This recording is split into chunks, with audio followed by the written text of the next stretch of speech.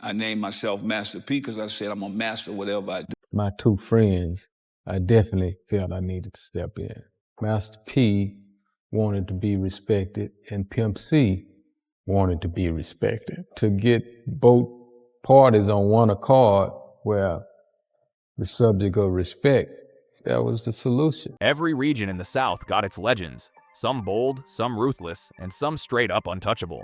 But few stories hit harder than the war between Master P and Pimp C, two powerhouses chasing the crown, colliding in a storm of cash, pride, and pure street energy. Hotel rooms turned into war zones, and whispers in Houston turned deadly when powerful names started making calls that could change lives, or end them. This wasn't just rap beef, this was real life. Pride, power, and survival all twisted together, leaving scars that never faded. The South's got stories they never printed in the papers. Tales passed around through mixtapes, backstage talk, and folks who swear they were right there when it all went down. And one of the wildest of those stories? It lives right between Texas and Louisiana, two states built different, but fueled by the same hunger for dominance and respect. Once I found out Mama was cool with what was going on, and I felt like if Pimp was alive, would he speak on it? Yeah. I absolutely believe he would. On one side stood Pimp C, the fiery half of UGK, a man whose mouth was as sharp as his pen. On the other, Master P, the mastermind of No Limit Records, a label that didn't just make hits, it moved like an army. What started as a smooth link-up between two southern giants exploded into one of the most heated rivalries in rap history. And at the heart of it all were two things that always tear kings apart: money and respect. He's like, yeah, man, P came in here and beat up on my body. I done come from that, and I'm trying to go an opposite way. I don't want to be walking around cracking people in the head and drive-by on people. That ain't me. By the mid-90s, Pimp C wasn't just a rapper anymore. He was a sound architect, crafting beats soaked in Texas soul that gave the South its unmistakable bounce. Master P was grinding hard, selling records straight out the trunk, turning Richmond hustle into a full-blown New Orleans empire. He had one goal: take over the rap game. When his path crossed with UGK, it looked like a dream collab. UGK brought that raw Texas flavor, and Master P had the muscle and business moves to push it nationwide. Their link-up in '96 on Break 'Em Off Something Off Ice Cream Man was electric. The track exploded across the South and put No Limit on the map. But behind the music, it got messy fast. Arguments popped up over royalties, credits, and who really made the record hot. Pimp C's people claimed he felt shortchanged, that the numbers didn't match his impact. To him, it wasn't just about cash, it was about respect. He gave the beat, the hook, and that heavy Texas soul that made the song bang. And when things went left, it wasn't even Pimp C who called. It was his mom, Mama Wes. Everyone in the South knew her. Tough, respected, and always ready to protect her son's name and business. One day, Master P called up Mama Wes, pushing hard for Pimp C to pull up to Baton Rouge for a session. But Pimp already had a paid gig lined up. Another artist had dropped the same 10K P was offering, and he wasn't about to back out. Mama Wes kept it solid. Business was business, and a deal's a deal. But Master P didn't like hearing no. He allegedly fired back, saying her artist's record wouldn't shine next to his. That call turned from business to ego real quick. Mama Wes stood her ground, letting him know she and her son didn't move like that. Nobody tells them what to do. According to her, the convo ended with some harsh words that cut deep. Pimp overheard it, and that's when things changed for good. Where Pimp came from, disrespecting his mom was crossing the line, period. Even though Master P called back half an hour later to make peace, it was too late. Yeah, they recorded the track and it blew up. But something inside Pimp flipped. It wasn't business anymore, it was personal. After that, he hit the stage, calling it out in front of crowds, telling fans how Master P allegedly disrespected his mother. Whether it was fact or just heat-of-the-moment emotion didn't matter. To Pimp, the line had been crossed forever. The dude came to Jay Prince to get permission to kill Chad, right? Yeah. And Jay Prince like, no, we got a lot of money on the line. This is my guy, and they gaffled him up. Once that line got crossed, Pimp C made sure the world knew. Fans went wild, chanting against No Limit, against Master P, turning every show into a battleground. But this wasn't just frustration, it was war, loud and public. And in the rap game back then, calling someone out on stage wasn't just risky, it could get you hurt. Respect was everything. Once you embarrassed a man in front of the crowd, there had to be a response. And for Master P, a man whose whole empire was built on dominance, staying quiet wasn't an option. To really get it, you gotta remember where P came from. Long before the South crowned him a king, he was hustling in Richmond, California, selling records out his trunk, flipping grind into gold. He didn't beg labels for a deal, he built his own. No Limit wasn't just a name, it was a mindset, his code. Total ownership, total control. By the time he moved back to New Orleans, he wasn't thinking like a rapper, he was a full-blown boss. He learned early that real power came from owning everything. Your masters, your money, your moves. No Limit turned into a machine, flashy, bold, and unstoppable. He built an army. Silk the Shocker, C-Murder, Mia X, Mystical, Fiend, and even Snoop Dogg later on. The roster felt endless, and so did the hits. Every week, No Limit dropped a new project, non-stop. Shelves stayed stacked, and Master P's name stayed ringing from Louisiana to the coasts. With Priority Records pushing national distribution, P finally had the reach he always wanted, but his mindset never changed. Stay Southern, stay hustling, and outwork everybody. Meanwhile, about 300 miles west, UGK was cooking up something entirely different in Port Arthur, Texas.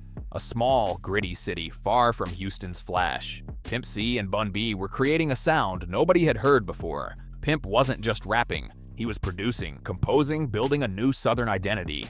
His sound was raw Texas soul, thick, bluesy, full of church organs and heavy funk mixed with 808s that shook the block. Pimp called it country rap tunes. It wasn't just music, it was a lifestyle, a movement, dripping with Southern pride. Bun B brought the deep voice and the wisdom.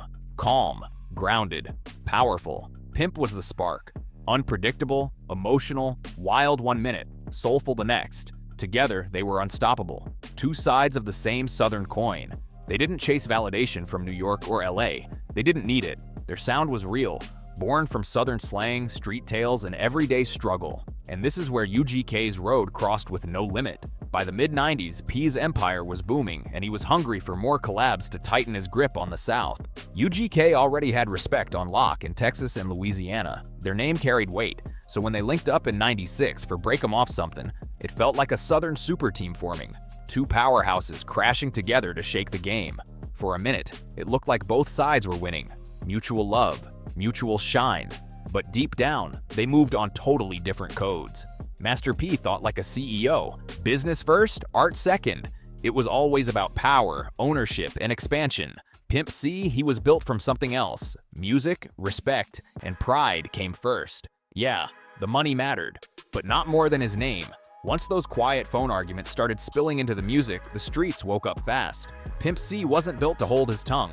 He let his emotions bleed through his bars, throwing coded shots on records, calling out fake hustlers and anyone trying to control him or disrespect his family.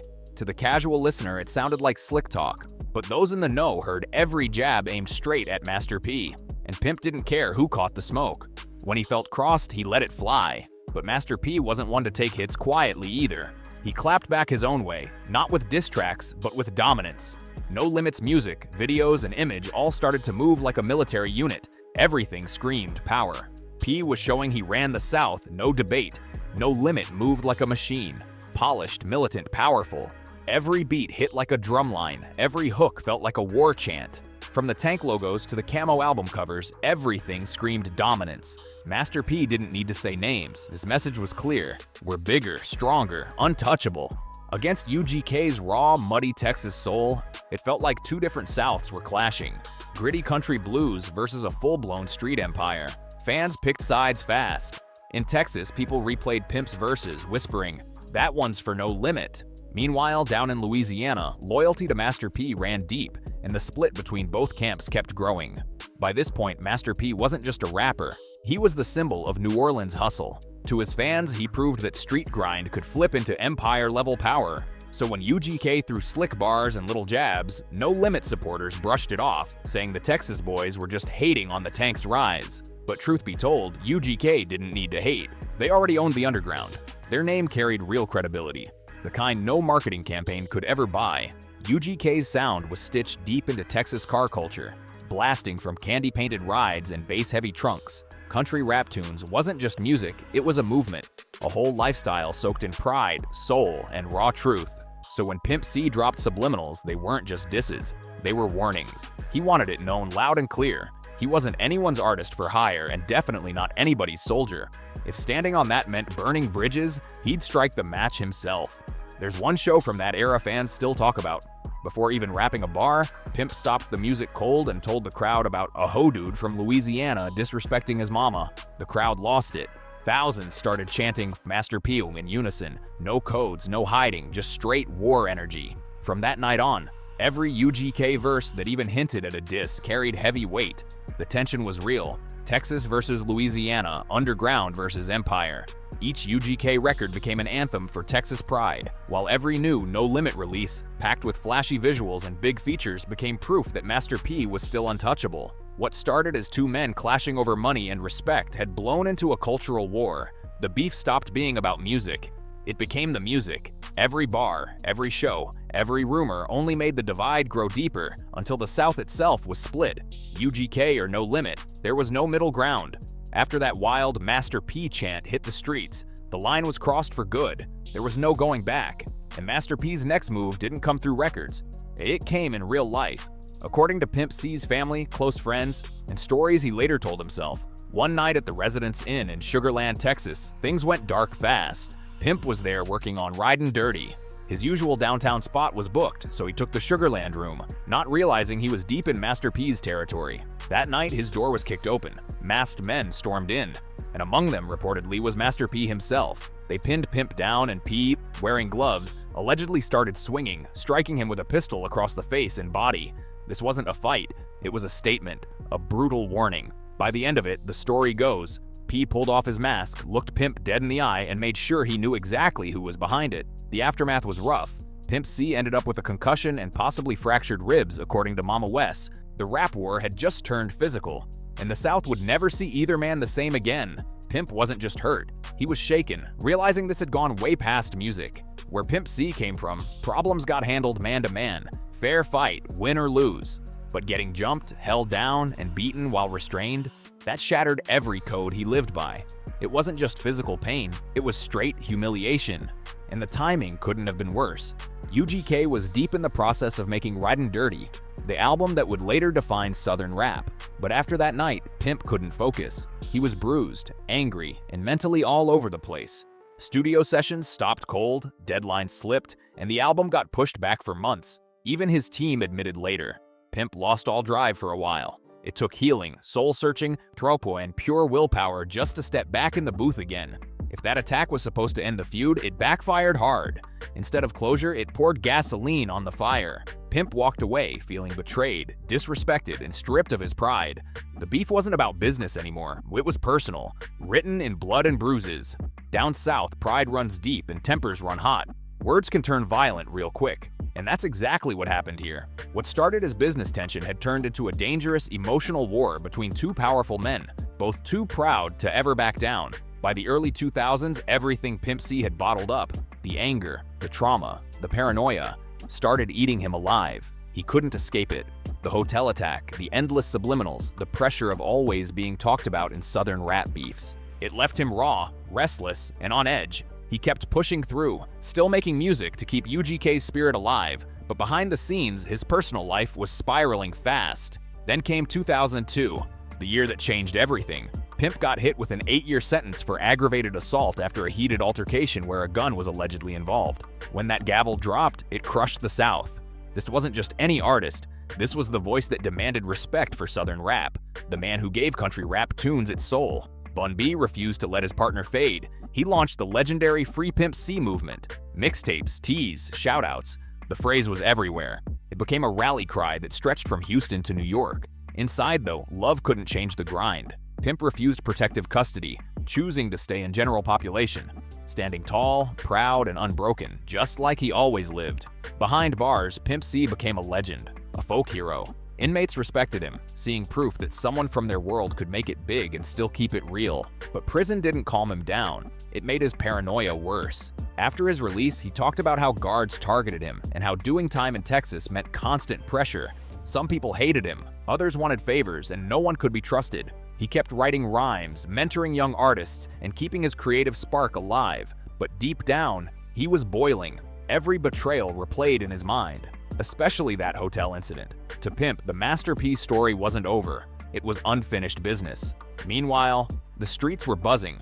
Whispers about UGK affiliates and no-limit soldiers clashing in clubs, tense standoffs, and near fights. Nothing hit full war, but the air was heavy with tension. Then came the darkest rumor yet. Talk that someone in Master P's camp had called Houston asking for permission to take Pimp out completely. In the South, that kind of move doesn't happen without a green light from powerful people, and that made it all the more terrifying. Real or not, the rumor was enough to send Pimp C's paranoia through the roof. In his mind, the war wasn't over. It was still playing out in the shadows. And in Houston, all serious street talk eventually led to one man, J. Prince. J. Prince was the quiet powerhouse behind Southern rap, a man whose name carried more weight than most rappers' entire catalogs. In Texas, nothing major went down without his approval, and according to people close to Pimp, that call from Master P's camp really happened, asking for the green light to take him out. But J. Prince shut it down immediately. No back and forth, no hesitation. His word alone kept things from turning deadly. Still, the fact that the call was even made haunted Pimp. To him, it confirmed his worst fears, that the industry had turned on him and that people he once worked with might have wanted him gone. Prison had already drained him mentally and financially. Even with solid support from Bun B and Jay-Z, Pimp was struggling, realizing how cold the game really was. All that pain turned Pimp C colder, angrier, more paranoid, and less trusting than ever. But through the chaos, he found a bit of clarity. When he finally walked out in December 2005, free after 3 long years, he carried those scars like badges, reminders of lessons learned the hard way. One of his first moves? Making peace. Even Master P later recalled the moment. Pimp C walked up, looked him dead in the eye, and said, "Big dog, I apologize. That was my bad. I was on drugs. No ego, no fronting, just a man owning his truth." Mama West confirmed it. Master P was one of the first people to call when her son came home. They talked it out, let the hate go, and even spoke about working together again. It was a moment of peace, but the shadows never fully disappeared. Years of paranoia, betrayal, and time behind bars had left Pimp scarred. Still, he tried to rebuild, to turn pain into purpose. The feud with Master P finally ended, and both men moved forward with mutual respect. But time wasn't on Pimp's side. Just 2 years later, on December 4th, 2007, he was gone, leaving behind a legacy that still shakes the South. Master P rarely speaks on it now, saying he won't, while Pimp and Mama Wes aren't here to tell their side. The story of Pimp C and Master P isn't just about beef, it's about pride, pain, and power shaping legends forever. Drop your thoughts below, hit like, share, and subscribe, and I'll catch you on the next one.